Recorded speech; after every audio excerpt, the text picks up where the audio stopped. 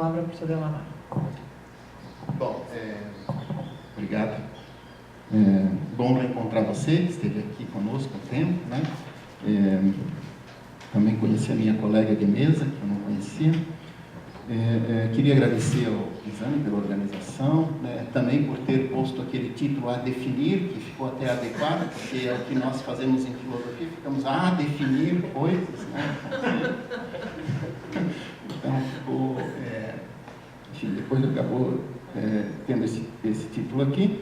E também estou mais tranquilo, né, porque eu sempre brinco, o Pinzano ele sempre vem aos eventos com um caderno vermelho para ameaçar os conferencistas, né, com anotações, mas hoje ele não tem o caderno vermelho, então nós estamos... Quando ele tira esse caderno da bolsa com a caneta, pode acreditar que depois vem perguntas horríveis. São mais tecnologizados. Tá bom. Então tá, inveja e igualdade. Eu vou ler aqui, eu acabei conseguindo escrever aqui uma parte do texto, então eu vou ler essa parte que eu escrevi. A inveja e o Leviatã. Na edição inglesa do Leviatã, de 1651, no capítulo 13, os povos selvagens da América representam o estado de natureza. Está escrito lá que nós somos aqui os representantes do estado de natureza, né? Na edição inglesa, né? O referido capítulo toma a igualdade como um fato biológico indisputável e retira desse fato nada mais e nada menos do que o estado de guerra. É a igualdade que faz com que todos, homens e mulheres, tenham esperança de atingir seus fins. Já a igualdade é a que fundamenta a crença de conseguir o apetite. Justamente a definição de esperança do capítulo 6. Isso gera competição pelo lucro, desconfiança na busca de segurança, bem como o objetivo da glória ou reputação se torna mais corrente. Segue-se nessa condição que não há injustiça, por não haver lei, nem propriedade ou distinção entre o meu e o teu. Do paraíso na terra, onde todos seriam iguais, Hobbes apostrofa o inferno de males, o estado de guerra. É justamente em um tal estado de guerra que Hobbes pensa o direito natural dos humanos, homens e mulheres. O direito é a liberdade de usar do próprio poder, declina o 14, capítulo 14, é o direito de usar o próprio poder. Não havendo lei, o direito vige pleno na máxima liberdade. Tudo se torna direito de todos, inclusive os corpos dos outros. Faz questão de anotar. Nessa perspectiva, no estado de natureza, a igualdade é introduzida pelos seus efeitos perversos. Já no âmbito da lei natural, a nona lei introduz a igualdade como condição da estabilidade. Os seres humanos, abre aspas, só em termos igualitários aceitam entrar em condições de paz, fecha aspas. A razão principal dessa lei, como bem explica a segunda lei natural, reside em que aceitar uma renúncia desigual de direitos em benefício de alguém, abre aspas, equivaleria a oferecer-se como presa, coisa que ninguém é obrigado, e não a dispor-se para a paz, fecha aspas. No entanto, ainda que indeclinada no texto, parece haver outra razão para tal, a qual se encontra nas determinações antropológicas dos seres humanos. É sintomático que, em 1668, portanto quase 20 anos depois, quando sabidamente Hobbes faz a tradução do Leviatã para o latim, ele tenha substituído o exemplo dos povos selvagens da América por aquele do homicídio de Caim, o qual, segundo Hobbes, teria ocorrido por inveja, não por sobrevivência, a despeito de a expressão inveja não aparecer na maioria dos textos bíblicos que registram, em vez disso, a ira, a raiva, o desgosto. Então, na edição latina, Hobbes substituiu os povos selvagens da América como exemplo de estado de natureza pelo exemplo de Caim e Abel, e interpreta a morte de Abel como tendo sido causada pela inveja de Caim, invídia, né? Ele registra no texto latino.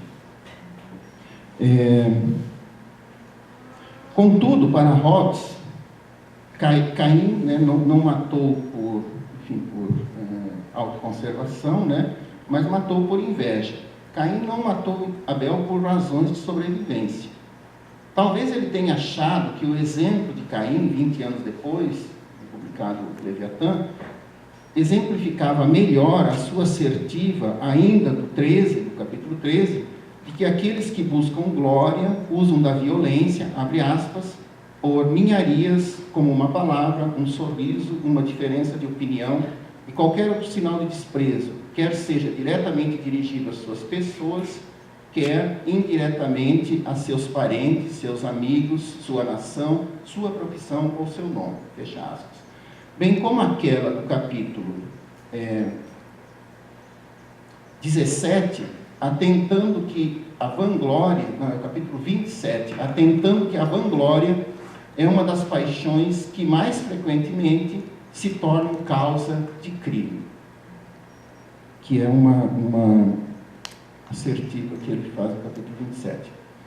Anota-se que no capítulo 17, o capítulo inaugural do tratamento do Estado, no texto, a inveja é justamente tomada como característica fundamental do ser humano em relação aos demais animais. Aquele que compete por honra e por dignidade, o que faz surgir a inveja e o ódio, é o caso do que diferencia o ser humano dos animais. Né?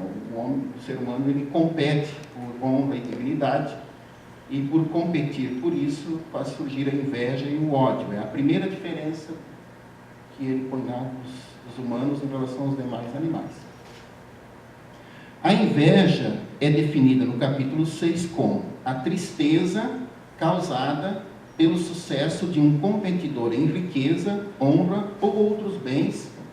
Se lhe juntar o esforço para aumentar nossas próprias capacidades a fim de igualá-lo ou superá-lo, chama-se emulação. Então, emulação é quando a pessoa se compara, mas aí ela tenta se esforçar para chegar naquele nível. Isso é emulação. Quando ligada isso é ainda Hobbes, quando ligada ao esforço para suplantar ou levantar obstáculos ao competidor, então chama-se inveja. Então, a inveja ela passa a uma ação positiva contra o outro para diminuir a sua posição. Ao contrário da emulação, onde a pessoa tenta ela chegar àquele nível pelo seu esforço. Né? O ódio, Hobbes não explica, mas Tomás de Aquino enumera o ódio como filho da inveja. Um filho da inveja, decorrente de não conseguir diminuir a glória alheia. Então, essa é a explicação que Tomás dá, e eu estou partindo aqui do pressuposto que Hobbes aceita essa explicação. Né? Quer dizer, a inveja, então, tenta uma ação contra o outro, como se não conseguir diminuir a posição do outro, ele passa a odiar esse outro. De se cogitar nesse sentido da relação do título do livro, Leviatã, com a inveja, vis-à-vis da conhecida obra da Inquisição do bispo alemão Peter Binsfeld, de 1589, que fez uma relação de cada um dos pecados capitais com um demônio. De acordo com Binsfeld, os pecados capitais são relacionados aos seguintes demônios. Asmodeus seria a luxúria, Beelzebul seria a gula, Mammon a ganância, Belfegor a preguiça, Azazel a ira, Lúcifer o orgulho e Leviatã a inveja. Ele foi um bispo, o livro dele se tornou uma espécie de manual da Inquisição no século XVII. Então, eu suponho que Hobbes, que era bem informado a respeito da Inquisição, conhecia esse livro, que inclusive foi traduzido ali no período para várias línguas europeias, assim, ainda nascentes. Então, Hobbes provavelmente conhecia a obra, e então estou supondo que ele deu o título Leviatã, justamente fazendo referência à inveja, que é justamente o que distingue os humanos dos animais. Registra-se nesse sentido que Kant também deveria conhecer essa tradição, porque ele epiteta a inveja de diabólico, como eu vou citar abaixo. Então, ali eu acho que ainda era uma tradição que continuava vigente. Portanto, a edição latina deixa claro que já no capítulo 13, está em questão a inveja. Um ser que matasse ou usasse da violência em razão da estrita sobrevivência careceria de potencialidade lesiva a desafiar a criação de uma instância absoluta de poder e autoridade. Acho que o ponto talvez seja mais ou menos o seguinte: se os homens realmente tivessem uma determinação estrita pela autoconservação, talvez o estado de natureza fosse aquele de Locke, não de Hobbes. Então ele precisa ter algum tipo de diferencial para fazer com que o seu estado de natureza seja um estado de guerra. A hipótese aqui é de que esses diferenciais, vão vir agora, são a inveja, por exemplo, e outros fatores desviantes dessa autoconservação. O capítulo, no caso 13, não desfaz a assertiva de que o fim das ações humanas seja, abre aspas, principalmente sua própria conservação, fecha aspas. Porém, na mesma linha, Hobbes acrescenta, abre aspas, e às vezes apenas seu deleite, fecha aspas. Do mesmo modo, é também a autoconservação que justifica a antecipação para se garantir em relação aos outros. No entanto, há aqueles que, abre aspas, comprazendo-se em contemplar seu próprio poder nos atos de conquista, levam estes atos mais longe do que sua segurança exige, fecha aspas. Nesse último particular, vale anotar o comentário de Strauss, abre aspas. Agora, na luta irracional por poder, o apetite natural do homem tem a sua base no prazer que o homem tem na consideração do seu próprio poder, isto é, na vaidade. A origem do apetite natural do homem é, portanto, não a percepção, mas a vaidade, fecha aspas. De tal forma que, ainda agora a citação de Strauss, somente o Estado é capaz de manter o orgulho controlado a longo prazo. Na verdade, o Estado não tem outra razão de ser a não ser o apetite natural do homem, do orgulho, da ambição e da vaidade. Fecha aspas. Caim matou Abel para Hobbes porque não havia Estado para puni-lo. Por isso que ele dá esse exemplo. Segundo Strauss, é verdade, na evolução de suas obras, Hobbes teria substituído progressivamente essa visão do homem vaidoso e mau por um ser mais racional, que competiria por poder ou por sobrevivência. O apelo ao exemplo bíblico de Caim poderia servir também para explicar por que a lei natural, diferentemente do que sustenta Locke, não tem vigência no estado de natureza. Sabidamente, a lei natural ordena a autoconservação. Se a autoconservação fosse o traço antropológico dominante, a lei natural deveria vigorar no estado de natureza, mas ela, de acordo com Hobbes, lá não vigora. Ora, como o apetite natural dos humanos seria a vaidade, Hobbes teve que dar vigor à lei natural por um viés oblíquo, ou seja, pela via da criação do Leviatã. Contudo, para tal, tornou-se necessário escrutinar por algum traço do humano que levasse ao Leviatã, sem precisar obliterar o elemento da inveja. E esse elemento, esse traço, Hobbes vai encontrar no medo da morte violenta. O medo da morte violenta leva a que se adira ao Leviatã, a fim de que, então, este dê vigência à lei natural. Strauss bem atesta a pertinácia de tal formulação em sua interpretação, abre aspas.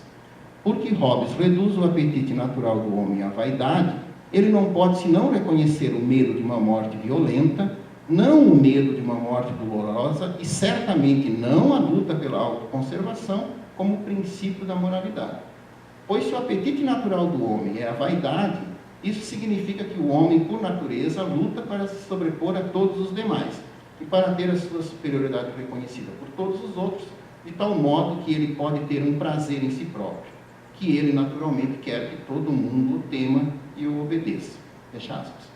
O medo da morte violenta, o corpo ferido, despertaria o vivente do sonho inebriante da vaidade. É a tese de Strauss. Bom, isso então seria mais ou menos como a inveja, digamos, operaria em Hobbes. Né?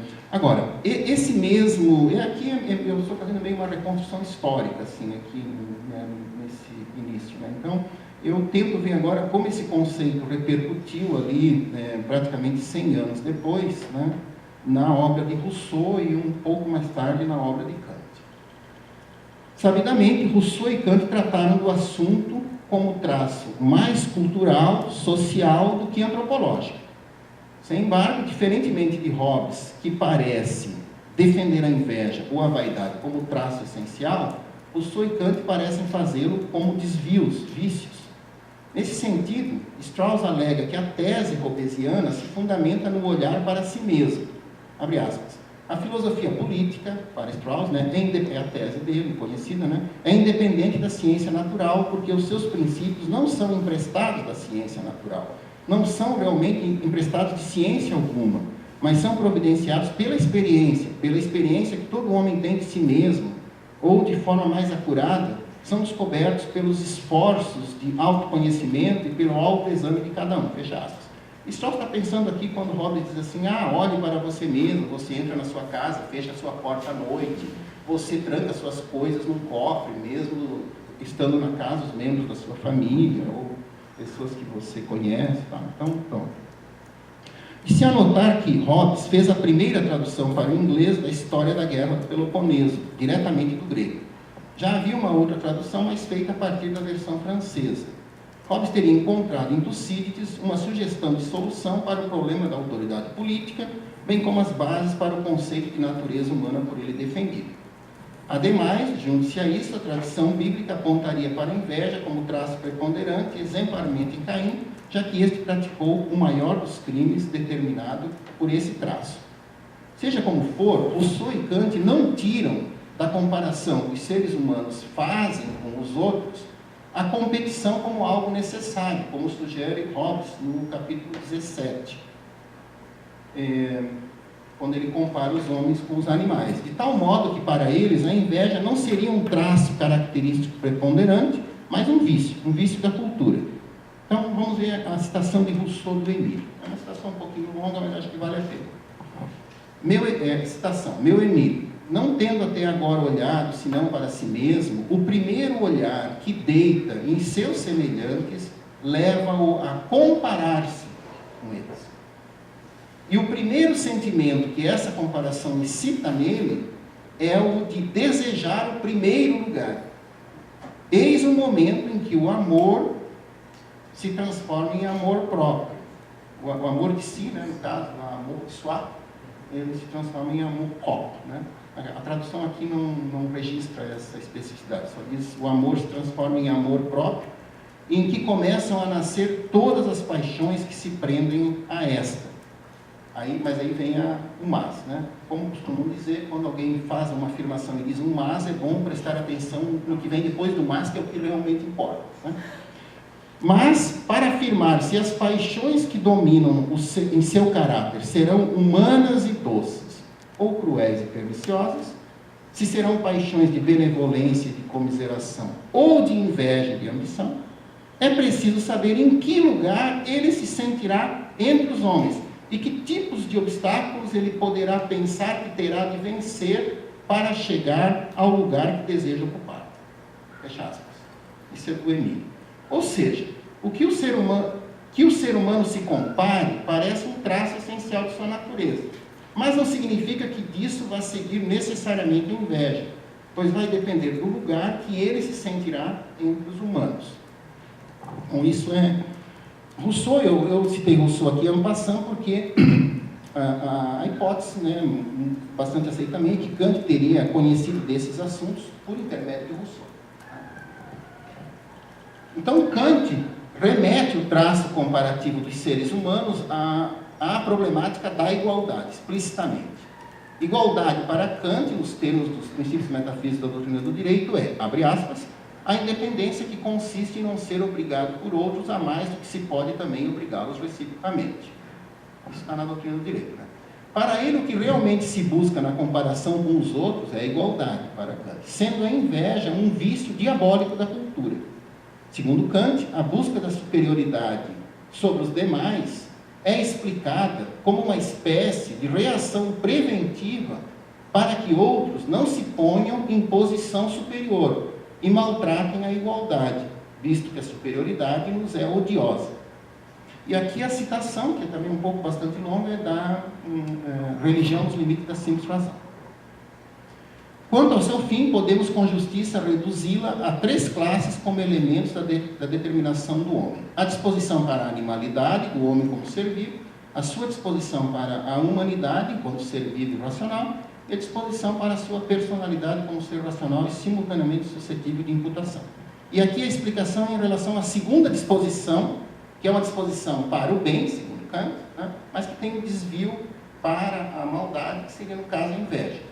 Então, ele comenta a disposição para a humanidade, enquanto ser vivo e racional, do seguinte modo. As disposições para a humanidade podem referir-se ao título geral do amor de si, sem dúvida, físico, mas que compara, a saber, julgar-se ditoso ou desditado só em comparação com outros. Do amor de si, a inclinação para obter para si um valor na opinião dos outros e, originalmente, para estar apenas o da igualdade.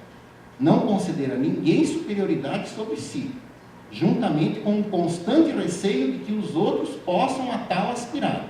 Daí surge gradualmente um desejo injusto de adquirir para si essa superioridade sobre os outros. Aqui, a saber, na inveja e na rivalidade, podem implantar-se os maiores vícios de hostilidades secretas ou abertas contra todos os que para nós consideramos estranhos. Vícios que, no entanto, não despontam por si mesmos da natureza como sua raiz, mas da competição apreensiva de outros em vista de uma superioridade que nos é odiosa. São inclinações para alguém por mor da segurança, a si mesmo proporcionar sobre outros como meio de precaução, já que a natureza só queria utilizar a ideia de semelhante emulação, mas aqui a tradução emulação não é boa, eu acho que a tradução melhor é competição, como móvel para a cultura.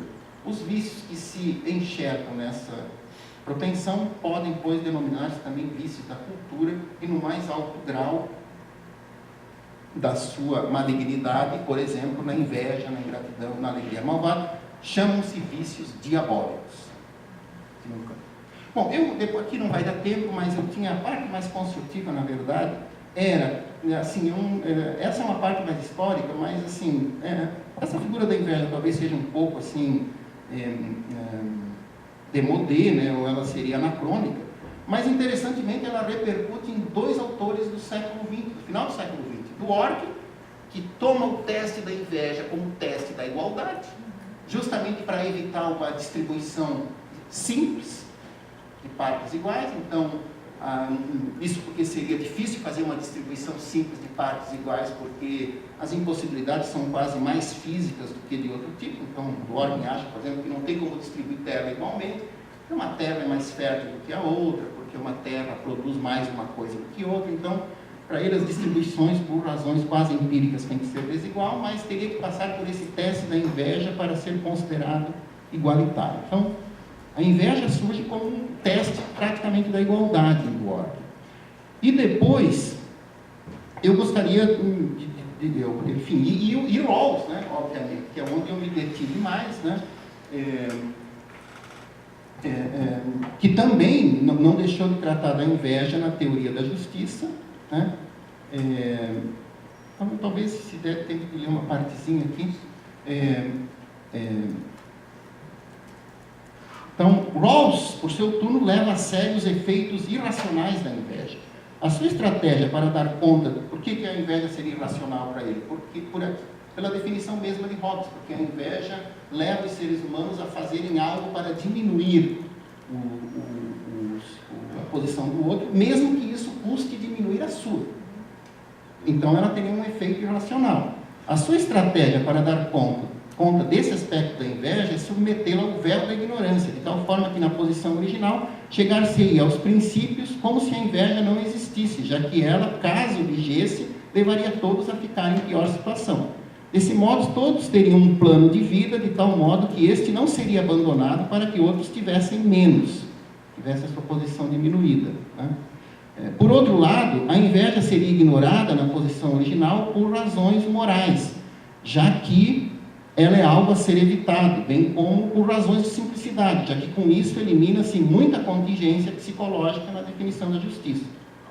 Sabidamente, o procedimento de Rawls opera em 2 estágios. Se no primeiro, aquele da posição original, a inveja é posta sob o véu da ignorância, no segundo momento, o véu é levantado para testar a razoabilidade da sociedade bem ordenada que resulta dos princípios. Ora, um dos problemas é que P2 permite grande desigualdade, a desafiar a inveja a um nível socialmente perigoso.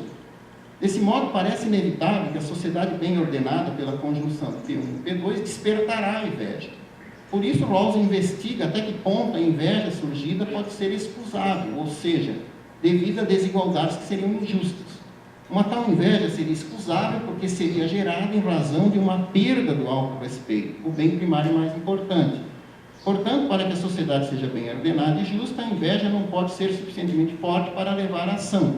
Ela precisa ser contida em níveis aceitáveis de tal forma a não conduzir a ações irracionais. A inveja deveria de seres humanos terem uma aversão à disparidade. Por isso, as disparidades têm que ser consideradas justas, de tal forma a não levar à perda do autorrespeito. Vale anotar de plano que as distribuições desiguais não implicam referência ao mérito, mas um arranjo social justo que distribui direitos e riquezas de forma equitativa. Seja como for, a perda do autorrespeito faz com que aqueles que invejam estejam dispostos a impor uma perda aos demais bem situados, mesmo com um custo para si mesmos. Abre aspas, Rawls. Para aliviar seus sentimentos de angústia e inferioridade, eles acreditam não haver outra escolha senão impor uma perda àqueles melhor situados, mesmo com algum custo para eles próprios, a menos, claro, que eles recaiam em resignação e apatia. Aspas. A problemática da desigualdade econômica explica por que Rawls põe o maior peso na realização do autorrespeito em algo possível de ser distribuído igualmente, saber, as liberdades básicas que podem ser iguais para todos. Abre aspas, a precedência da liberdade implica igualdade nas bases sociais do autorrespeito. Fecha aspas. Ele anota haver um tipo de igualdade que é injusta, como alegam certos conservadores, pois advém da inveja, ou seja, o igualitarismo estrito, que ao final poria todos em pior situação, porém não seria essa igualdade aquela que P1 e P2 defenderia. As concepções estritas da igualdade tenderiam a considerar a riqueza como sendo fixa e, portanto, como uma espécie de jogo de soma zero, já que dar mais para alguns implicaria que outros não poderiam ter. Tem algumas considerações finais que é uma página. Uma teoria que leva em conta a inveja, como a de Hobbes, tende a ser mais igualitária. Uma teoria que oblitera a inveja tende a aceitar muito mais disparidade e pressupor um ser humano mais altruísta, justamente o que Rawls critica no utilitarismo. Para os seres auto-interessados de Rawls, o altruísmo exigido pelo utilitarismo seria uma exigência demasiada a macular a boa-fé contratual objetiva, de tal forma a comprometer a estabilidade de uma sociedade assim ordenada, por desafiar o bem maior da autoestima. Do mesmo modo, para os seres invejosos de Hobbes, as exigências de uma teoria da justiça construída na ignorância desse traço psicológico implicariam um déficit de estabilidade, haja vista as desigualdades permitidas, sem consideração da inveja, acabarem por despertar ações que levariam a todos a ficar em pior situação. Ademais, e não de forma menos importante, justamente por partir da ignorância da inveja, o Estado, em Rawls, pode ocupar um lugar periférico na estrutura da teoria da justiça, tendo papel preponderante mais contra freeriders e criminosos do que em relação à ação da maioria dos cidadãos, que seriam movidos mais pelo senso de justiça do que pela ameaça da coerção. Sabidamente, a solução de Hobbes é outra. Ele pressupõe seres vaidosos e invejosos, cuja única alternativa de convivência é pelo poder e pela autoridade do Leviatã, que deve implementar condições maximamente igualitárias. Portanto, uma teoria que leva em conta a inveja de forma mais estrutural tende a dar mais peso ao Estado e ao direito como instâncias de poder e de autoridade, que é exemplarmente o caso de Hobbes, de Kant e de Habermas. Este último, especificamente, muito embora não adentre na questão motivacional, admite a discrepância entre a normatividade e a ação, a clamar pela autoridade do direito como instância epistêmica e motivacional. A concepção de riqueza de Rawls não ecoa de forma significativa a questão da escassez. Para ele, a riqueza não se constitui de um valor fixo, mas pode ser aumentada pela cooperação. Fosse ela um montante fixo, realmente as disparidades a gerar inveja seriam, em verdade, ressentimento, este sim um sentimento moral justificado. Isso parece ecoar no proviso de Locke, segundo o qual se apropriar de algo é justificado desde que reste, abre aspas, bastante e igualmente de boa qualidade em comum para terceiros, fecha aspas. Parece decorrer disso que ou a natureza dispõe o suficiente para todos, ou que a cooperação poderia aumentar a riqueza de tal modo a ser suficiente para todos. É assim mesmo que ele exemplifica seu provádio. Tirar água de um rio ainda deixa bastante para os demais. Cercar um pedaço de terra e aumentar a sua produção pelo trabalho não deixa menos terra para os demais fazerem o mesmo. Nesse sentido, uma tal perspectiva contribui para que a lei natural para Locke possa vigorar no estado de natureza. Hobbes parece ter uma visão de uma escassez maior, especialmente no estado de natureza, no qual, por viger leis que instituem sem viger leis que instituem a propriedade, a produção da riqueza é bastante prejudicada. Desse modo, Rawls parece combinar a tese de uma escassez somente relativa com a ignorância da inveja. Da combinatória disso resulta P2. Pronto, era mais ou menos isso. Então, enfim, ainda falta aqui melhorar a conclusão, mas era isso. Obrigado.